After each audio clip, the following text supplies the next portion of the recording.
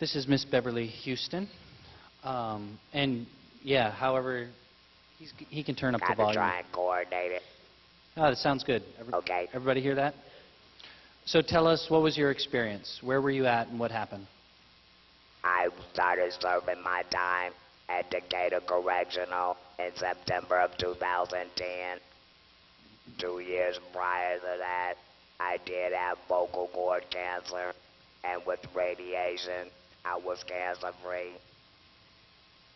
Well, about a month into my sentence, I started complaining about being unable to breathe.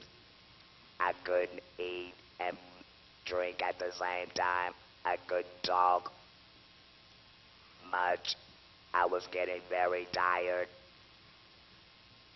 They took me to Decatur Memorial. And why couldn't you breathe? What was the problem? I didn't know.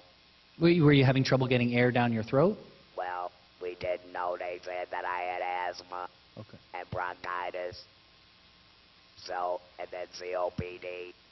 All of those that I didn't have when I came in. Well, I spent most of my time the first 3 months in the healthcare unit, but they would not let me go to the hospital. I told them something was wrong. I even said I think the cancer has returned, and it was documented in my progress notes.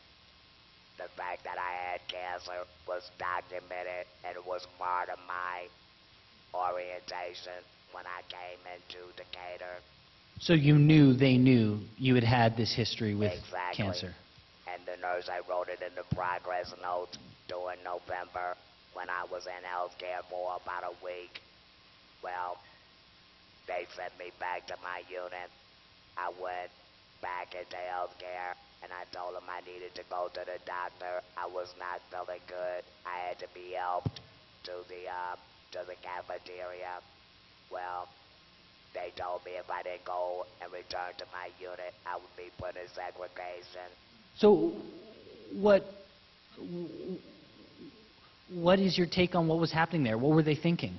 Were they like, oh, you're just lying, you're just trying to, what? Pretty much, that's what they thought. A lot of times they assume that everybody is lying, they just want to get drugs, but all they gave us was ibuprofen for everything.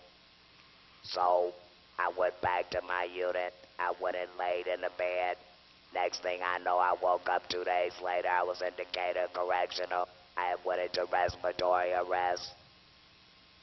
And that was the only way that they found that I had a big mass in my throat, which is what was preventing me from breathing. So you woke up where? In a hospital? At Decatur Memorial. At Decatur Memorial Hospital. So one night you went to bed in your cell and you woke up. Well, it was that morning I went back to my unit so that I would not go to segregation. I went and laid down. Somebody came to check on me and I was unresponsive. How long had it been since you were first went in to prison and then to when you finally got to the hospital? Well, it had been 3 months. 3 months. It was 3 months, but it's not, I don't blame them for the cancer because I'm the one that smoked. But what I did blame for was the fact that it took me to go into respiratory arrest before that they would look and determine that the cancer had reoccurred. So until then, what was the treatment? Ibuprofen? And asthma, a nebulizer, whatever they call it for asthma. Like an inhaler? Right. And that's it? That was it. So you had cancer and they gave you an inhaler? Yes. And I never used the inhaler again when I came back to Decatur with. And that's when you had to have that removed? Well, yeah, because I went December 8th, 2010, and I had the surgery December 18th, 2010, 10 days later, and they had to remove my vocal cords. And I was saying that if they had really looked at my history, then maybe I might have had one vocal cord saved. But I'm still cancer-free, so that's a blessing in itself.